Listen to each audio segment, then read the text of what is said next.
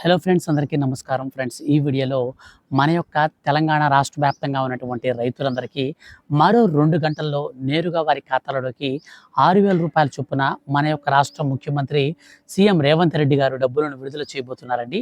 బేసిక్‌గా మనకు ఈ పథకానికి సంబంధించి చాలా రోజుల నుంచి ఈ యొక్క రైతులకు పెట్టుబడి సాయాన్ని అందివ్వడం కోసం రైతు భరోసా పథకానికి సంబంధించినటువంటి డబ్బులను మన యొక్క రాష్ట్ర ప్రభుత్వం విడుదల చేయడం కోసం చాలా రోజుల నుంచి వెయిట్ చేస్తున్నటువంటి రైతులందరికీ కూడా ఊరటను కలిగించే అంశంగా మనకు నిన్నటి రోజున మన యొక్క రాష్ట్ర ఆర్థిక శాఖ మంత్రి బట్టి విక్రమార్క గారు అండ్ మన యొక్క రాష్ట్ర ముఖ్యమంత్రి రేవంత్ రెడ్డి గారు ఇద్దరు కలిపి బడ్జెట్ అయితే మనకు అసెంబ్లీలో ప్రవేశపెట్టారు.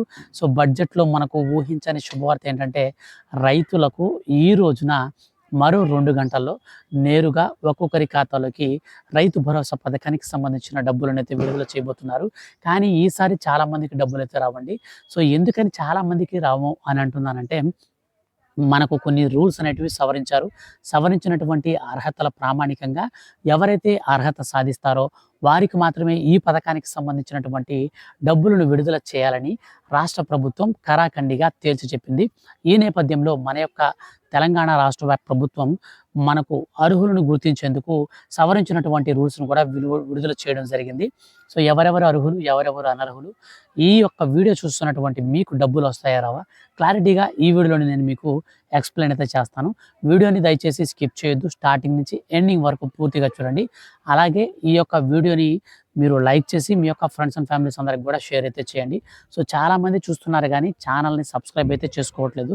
మీరు సబ్స్క్రైబ్ చేసుకుంటే ప్రభుత్వం నుంచి ఏ చిన్న అప్డేట్ అయినా సరే రైతులకు సంబంధించి వచ్చిన వెంటనే మిస్ కాకుండా అందరికంటే ముందు మీరు ఈజీగా తెలుసుకోవచ్చు.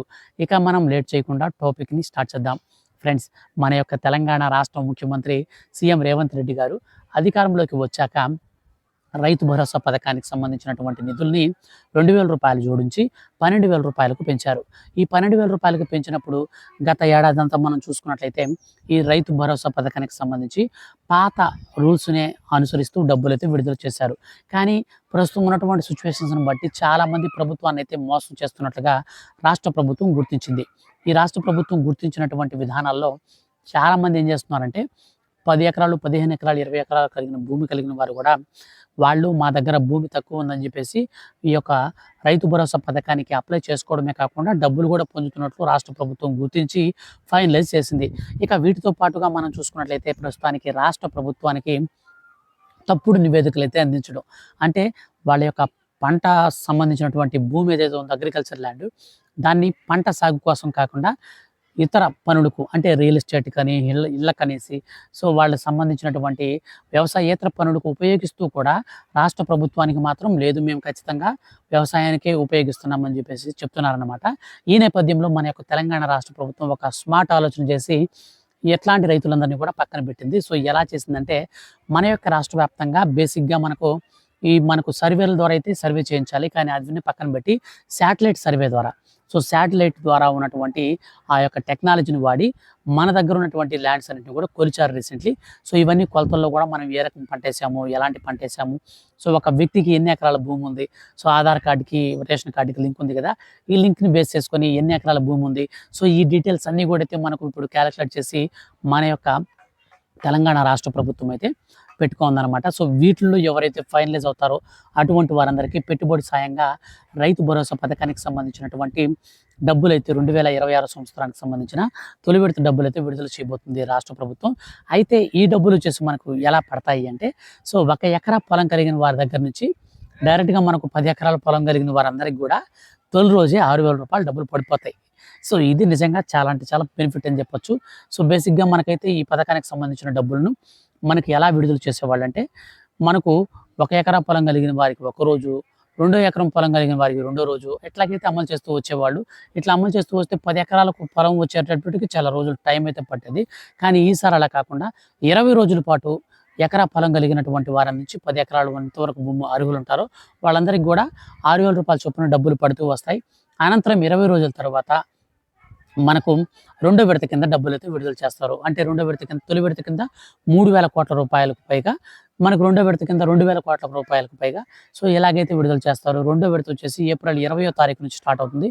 సో అనంతరం మనకు మూడో విడత ఏప్రిల్ నెలాఖరికంతా కూడా మనకైతే క్లోజ్ అయితే చేస్తారు. సో మొత్తంగా మనకు వచ్చేసి రేపటి నుంచి ఈ యొక్క పథకానికి సంబంధించినటువంటి డబ్బులు అనేది కంప్యూటర్లో బటన్ నొక్కి మన యొక్క రాష్ట్ర ముఖ్యమంత్రి సీఎం రేవంత్ రెడ్డి గారి చేతుల మీదుగా రైతు భరోసా పథకానికి సంబంధించినటువంటి డబ్బులు విడుదల చేస్తారు. అయితే ఈ డబ్బులు అనేది చాలా మందికి రావు అని చెప్పాను కదా, అనర్హులకైతే ఒక్క రూపాయి కూడా రాదు.